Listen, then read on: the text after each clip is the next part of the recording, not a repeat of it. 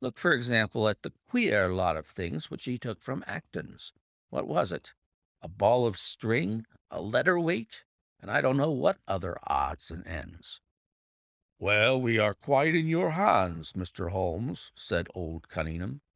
"Anything which you or the inspector may suggest will most certainly be done." "In the first place," said Holmes, "I should like you to offer a reward, coming from yourself, for the officials may take a little time before they would agree upon the sum, and these things cannot be done too promptly. I have jotted down the form here, if you would not mind signing it. £50 was quite enough, I thought.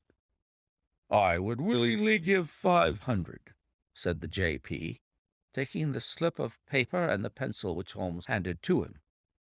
"This is not quite correct, however," he added, glancing over the document. "I wrote it rather hurriedly. You see, you begin, 'Whereas at about 1:15 on Tuesday morning an attempt was made,' and so on. It was 1:45, as a matter of fact." I was pained at the mistake, for I knew how keenly Holmes would feel any slip of the kind. It was his specialty to be accurate as to fact, but his recent illness had shaken him, and this one little incident was enough to show me that he was still far from being himself. He was obviously embarrassed for an instant, while the inspector raised his eyebrows, and Alec Cunningham burst into a laugh. The old gentleman corrected the mistake, however, and handed the paper back to Holmes. "Get it printed as soon as possible," he said. "I think your idea is an excellent one." Holmes put the slip of paper carefully away into his pocketbook. "And now," said he, "it really would be a good thing that we should all go over the house together and make certain that this rather erratic burglar did not, after all, carry anything away with him." Before entering, Holmes made an examination of the door which had been forced. It was evident that a chisel or strong knife had been thrust in, and the lock forced back with it. We could see the marks in the wood where it had been pushed in. "You don't use bars, then?" he asked. "We have never found it necessary." "You don't keep a dog?" "Yes, but he is chained on the other side of the house." "When do the servants go to bed?" About 10." "I understand that William was usually in bed also at that hour." "Yes." "It is singular that on this particular night he should have been up. Now I should be very glad if you would have the kindness to show us over the house, Mr. Cunningham." A stone-flagged passage, with the kitchens branching away from it, led by a wooden staircase directly to the first floor of the house. It came out upon the landing opposite to a second, more ornamental stair, which came up from the front hall. Out of this landing opened the drawing-room and several bedrooms, including those of Mr. Cunningham and his son. Holmes walked slowly, taking keen note of the architecture of the house. I could tell from his expression that he was on a hot scent, and yet I could not in the least imagine in what direction his inferences were leading him. "My good sir," said Mr. Cunningham with some impatience, "this is surely very unnecessary. That is my room at the end of the stairs, and my son's is the one beyond it. I leave it to your judgment whether it was possible for the thief to have come up here without disturbing us." "You must try round and get on a fresh scent, I fancy," said the son, with a rather malicious smile. "Still, I must ask you to humor me a little further. I should like, for example, to see how far the windows of the bedrooms command the front. This, I understand, is your son's room." He pushed open the door. "And that, I presume, is the dressing-room in which he sat smoking when the alarm was given. Where does the window of that look out to?" He stepped across the bedroom, pushed open the door, and glanced round the other chamber. "I hope that you are satisfied now," said Mr. Cunningham tartly. "Thank you, I have seen all that I wished." "Then if it is really necessary, we can go into my room." "If it is not too much trouble." The J.P. shrugged his shoulders and led the way into his own chamber. which was a plainly furnished and commonplace room. As we moved across it in the direction of the window, Holmes fell back until he and I were the last of the group. Near the foot of the bed stood a dish of oranges and a carafe of water. As we passed it, Holmes, to my unutterable astonishment, leaned over in front of me and deliberately knocked the whole thing over. The glass smashed into 1,000 pieces, and the fruit rolled about into every corner of the room. "You've done it now, Watson," said he coolly. "A pretty mess you've made of the carpet." I stooped in some confusion and began to pick up the fruit, understanding for some reason my companion desired me to take the blame upon myself. The others did the same and set the table on its legs again. "Hello!" cried the inspector. "Where's he got to?" Holmes had disappeared. "Wait here an instant," said young Alec Cunningham. "The fellow is off his head, in my opinion. Come with me, father, and see where he has got to." They rushed out of the room, leaving the inspector, the colonel, and me staring at each other. "'Pon my word, I am inclined to agree with Master Alec," said the official. "It may be the effect of this illness, but it seems to me that—" His words were cut short by a sudden scream of "Help! Help! Murder!" With a thrill I recognized the voice of that of my friend. I rushed madly from the room onto the landing. The cries, which had sunk down into a hoarse, inarticulate shouting, came from the room which we had first visited. I dashed in and on into the dressing-room beyond. The two Cunninghams were bending over the prostrate figure of Sherlock Holmes, the younger clutching his throat with both hands, while the elder seemed to be twisting one of his wrists. In an instant the three of us had torn them away from him, and Holmes staggered to his feet, very pale and evidently greatly exhausted. "Arrest these men, Inspector," he gasped. "On what charge?" "That of murdering their coachman, William Kerwin." The inspector stared about him in bewilderment. "Oh, come now, Mr. Holmes," said he at last. "I'm sure you don't really mean to—" "Tut, man, look at their faces," cried Holmes curtly. "Never, certainly, have I seen a plainer confession of guilt upon human countenances." The older man seemed numbed and dazed, with a heavy, sullen expression upon his strongly marked face. The son, on the other hand, had dropped all that jaunty, dashing style which had characterized him, and the ferocity of a dangerous wild beast gleamed in his dark eyes and distorted his handsome features. The inspector said nothing, but stepping to the door, he blew his whistle. Two of his constables came at the call. "I have no alternative, Mr. Cunningham," said he. "I trust that this may all prove to be an absurd mistake, but you can see that— would you drop it?" He struck out with his hand, and a revolver which the younger man was in the act of cocking clattered down upon the floor. "Keep that," said Holmes, quietly putting his foot upon it. "You will find it useful at the trial. But this is what we really wanted." He held up a little crumpled piece of paper. "The remainder of the sheet!" cried the inspector. "Precisely." "And where was it?" "Where I was sure it must be. I'll make the whole matter clear to you presently. I think, Colonel, that you and Watson might return now, and I will be with you again in an hour at the furthest. The inspector and I must have a word with the prisoners, but you will certainly see me back at luncheon time." Sherlock Holmes was as good as his word. For about 1 o'clock he rejoined us in the colonel's smoking-room. He was accompanied by a little elderly gentleman who was introduced to me as the Mr. Acton whose house had been the scene of the original burglary. "I wished Mr. Acton to be present while I demonstrated this small matter to you," said Holmes, "for it is natural that he should take a keen interest in the details. I am afraid, my dear Colonel, that you must regret the hour that you took in such a stormy petrel as I am." "On the contrary," answered the colonel warmly, I consider it the greatest privilege to have been permitted to study your methods of working. I confess that they quite surpass my expectations, and that I am utterly unable to account for your result. I have not yet seen the vestige of a clue.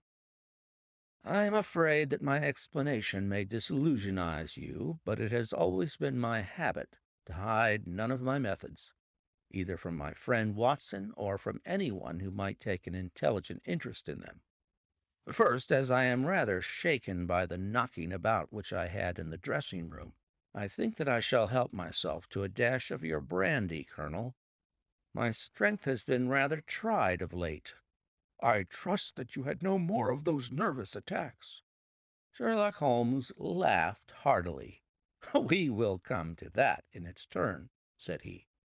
I will lay an account of the case before you in its due order, showing you the various points which guided me in my decision.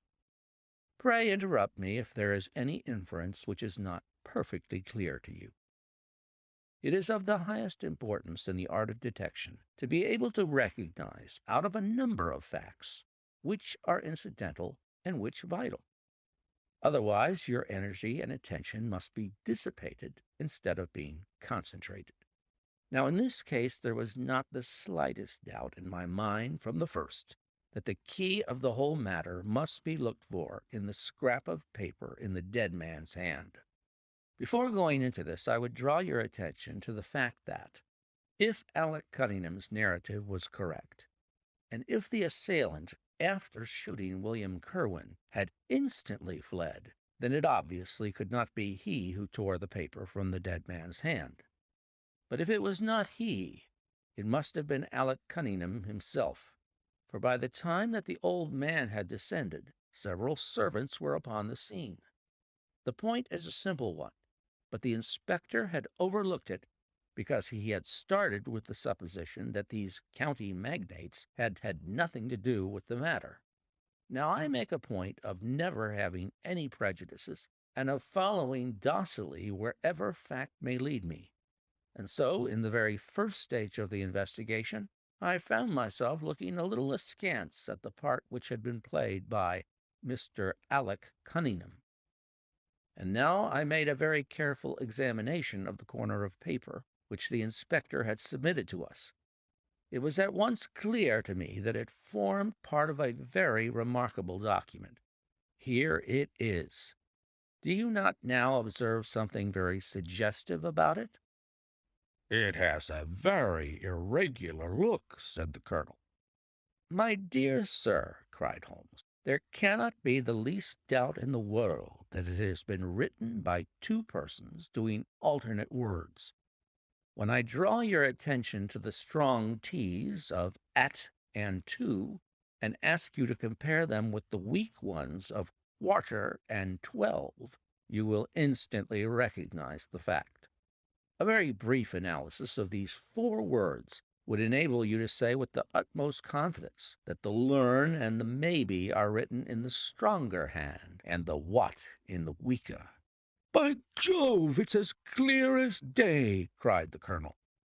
Why on earth should two men write a letter in such a fashion? Obviously, the business was a bad one, and one of the men who distrusted the other was determined that whatever was done, each should have an equal hand in it. Now, of the two men, it is clear that the one who wrote the at and to was the ringleader. How do you get at that? We might deduce it from the mere character of the one hand as compared with the other, but we have more assured reasons than that for supposing it. If you examine this scrap with attention, you will come to the conclusion that the man with the stronger hand wrote all his words first, leaving blanks for the other to fill up. These blanks were not always sufficient, and you can see that the second man had a squeeze to fit his quarter in between the at and the to, showing that the latter were already written. The man who wrote all his words first is undoubtedly the man who planned the affair. Excellent, cried Mr. Acton. But very superficial, said Holmes. We come now, however, to a point which is of importance. You may not be aware that the deduction of a man's age from his writing is one which has been brought to considerable accuracy by experts. In normal cases, one can place a man in his true decade with tolerable confidence. I say normal cases because ill health and physical weakness reproduce the signs of old age, even when the invalid is a youth. In this case, looking at the bold, strong hand of the one and the rather broken backed appearance of the other, which still retains its legibility, although the T's have begun to lose their crossing, we can say that the one was a young man and the other was advanced in years, without being positively decrepit. Excellent, cried Mr. Acton again. There is a further point, however, which is subtler and of greater interest. There is something in common between these hands. They belong to men who are blood relatives. It may be most obvious to you in the Greek E's, but to me there are many small points which indicate the same thing. I have no doubt at all that a family mannerism can be traced in these two specimens of writing. I am only, of course, giving you the leading results now of my examination of the paper. There were 23 other deductions which would be of more interest to experts than to you. They all tend to deepen the impression upon my mind that the Cunninghams, father and son, had written this letter. Having got so far, my next step was, of course, to examine into the details of the crime and to see how far they would help us. I went up to the house with the inspector and saw all that was to be seen. The wound upon the dead man was, as I was able to determine with absolute confidence, fired from a revolver at the distance of something over 4 yards. There was no powder blackening on the clothes. Evidently, therefore, Alec Cunningham had lied when he said that the two men were struggling when the shot was fired. Again, both father and son agreed as to the place where the man escaped into the road. At that point, however, as it happens, there is a broadish ditch, moist at the bottom. As there were no indications of boot marks about this ditch, I was absolutely sure not only that the Cunninghams had again lied, but that there had never been any unknown man upon the scene at all. And now I have to consider the motive of this singular crime. To get at this, I endeavored, first of all, to solve the reason of the original burglary at Mr. Acton's. I understood from something which the colonel told us that a lawsuit had been going on between you, Mr. Acton, and the Cunninghams. Of course, it instantly occurred to me that they had broken into your library with the intention of getting at some document which might be of importance in the case. Precisely so, said Mr. Acton. There can be no possible doubt as to their intentions. I have the clearest claim upon half of their present estate, and if they could have found a single paper, which fortunately was in the strong box of my solicitors, they would undoubtedly have crippled our case.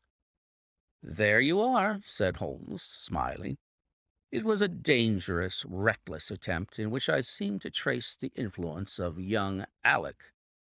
Having found nothing, they tried to divert suspicion by making it appear to be an ordinary burglary, to which end they carried off whatever they could lay their hands upon. That is all clear enough, but there was much that was still obscure. What I wanted above all was to get the missing part of that note. I was certain that Alec had torn it out of the dead man's hand, and almost certain that he must have thrust it into the pocket of his dressing gown. Where else could he have put it? The only question was whether it was still there. It was worth an effort to find out, and for that object we all went up to the house. The Cunninghams joined us, as you doubtless remember, outside the kitchen door. It was, of course, of the very first importance that they should not be reminded of the existence of this paper, otherwise they would naturally destroy it without delay. The inspector was about to tell them the importance which we attached to it, when, by the luckiest chance in the world, I tumbled down in a sort of fit, and so changed the conversation. "Good heavens!" cried the colonel, laughing. Do you mean to say all our sympathy was wasted and your fit an imposture? Speaking professionally, it was admirably done, cried I, looking in amazement at this man who was forever confounding me with some new phase of his astuteness. It is an art which is often useful, said he.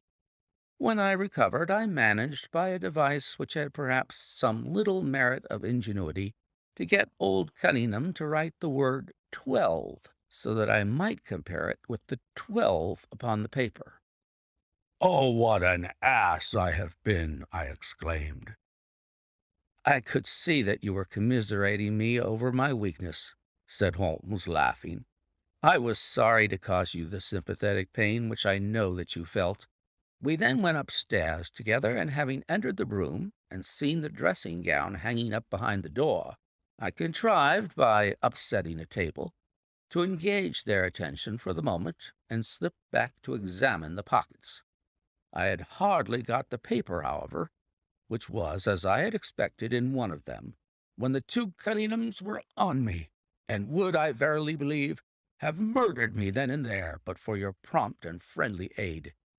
As it is, I feel that young man's grip on my throat now, and the father has twisted my wrist round in the effort to get the paper out of my hand.